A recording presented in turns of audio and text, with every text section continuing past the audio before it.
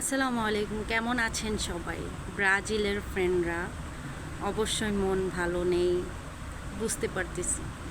আমার খেলা তেমন একটা পছন্দ না, খেলা আমি দেখি না, ফাইনাল ছাড়া দেখি না। কিন্তু কালকে ব্রাজিলের খেলাটা আমি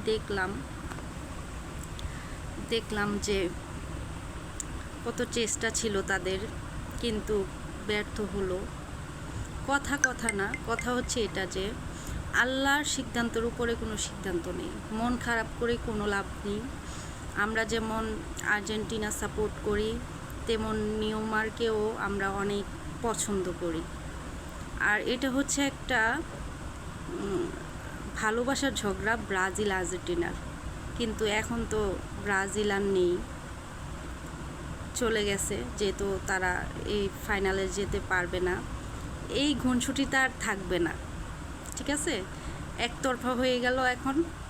আর কথা হচ্ছে যে কালকের খেলাটার মধ্যে যে নরওয়ের যে গোলকিপার, ওর অনেক অবদান এই খেলাটাতে।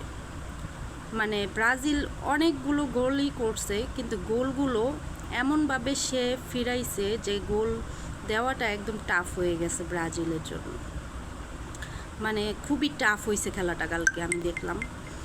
তো মনে করেন হচ্ছে মন খারাপ করার কিছু নেই। এখন না পারুক, সামনে পারবে, সামনে বছর না পারলে পরের বছর পারবে। হয়তো বা আমরা থাকবো কি না জানি না, কিন্তু খেলা হবেই। আমাদের প্রজন্মে না হোক, পরের প্রজন্মে হবে। কথা হচ্ছে সবাই ইসমাইল, কোনো মন খারাপের বিষয় না, কোনো মন খারাপ করার কিছু নাই। আর শেষে যে নেইমারের ব্যর্থতার জন্য সে ভেঙে পড়ছে, জিনিসটা দেখে খুব খারাপ লাগছে। আমরা আর্জেন্টিনা করে দেখে কী হয়েছে, আমরা নেইমারকে, তাদের দলকে অনেক পছন্দ করি ছোট থেকে। এই দুই দল নিয়েই বাংলাদেশের মানুষরা ঘুনছুটি করে।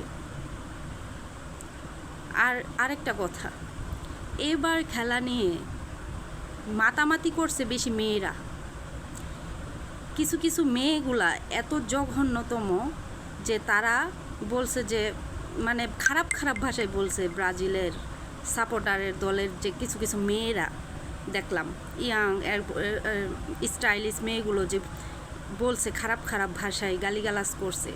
দেখেন তো আর্জেন্টিনার কোনো মেয়েরা এরকম খারাপ খারাপ ভাষায় গালিগালাজ করছে কি না?